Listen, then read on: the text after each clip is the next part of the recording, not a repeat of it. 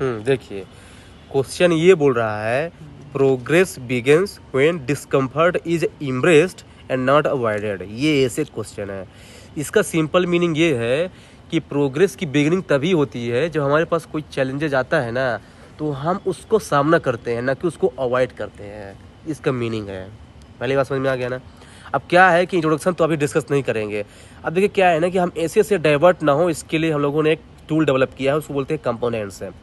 तो अगर इसके फर्स्ट कंपोनेंट की बात करें ना, तो जैसे कभी भी जब कोई टेक्निकल टर्म्स हो ना, कभी भी आपको लगे कि इसको थोड़ा समझाने की जरूरत है, तो आप उसको सबसे पहले लिख दीजिए फर्स्ट कंपोनेंट के रूप में कि what is the meaning of that terms. जैसे यहाँ पे डिस्कम्फर्ट है तो लिख दीजिए कि what is the meaning of this discomfort. ये फर्स्ट हो गया।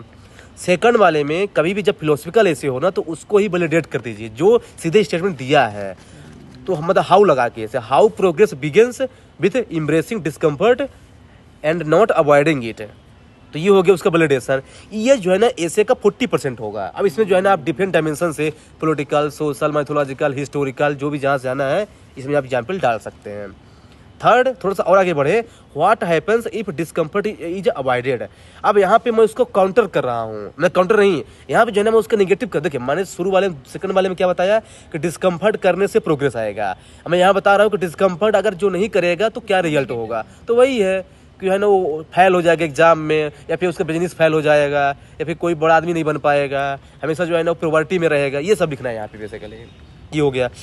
फिर देखिए अब इसको काउंटर करूंगा मैं।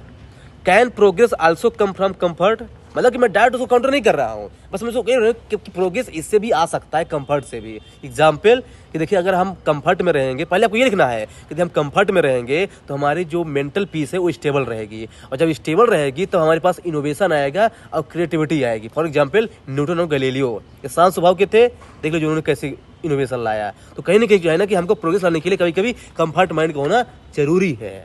सेकंड एग्जाम्पल स्कैंडिनेवियन कंट्री का दे दीजिए। तो ऐसे उसको काउंटर करना है, ठीक ना। फिर चलते हैं नेक्स्ट वाले में, इज डिस्कम्फर्ट ऑलवेज प्रोडक्टिव। अब इसमें क्या लिखेंगे आप लोगों ने, सेम है ना, सेम नहीं है। देखिए अब इसमें ये लिखना है कि डिस्कम्फर्ट में रहने से जरूरी नहीं कि प्रोग्रेस हो ही जाएगा। एग्जाम्पल मिडिल ईस्ट हमेशा इनस्टेबल रहता है, क्या प्रोग्रेस उसका हो रहा है?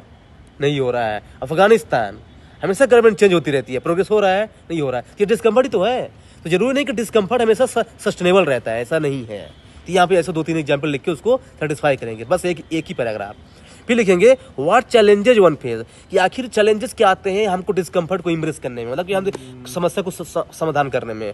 तो ये आप लिख सकते हैं कि है ना कि आदमी जो है ना मोरल डायलेमा में रहता है ना, वैल्यू की कमी है उसके अंदर, है ना, फोकस्ड नहीं है, गोल ओरिएंटेड नहीं है।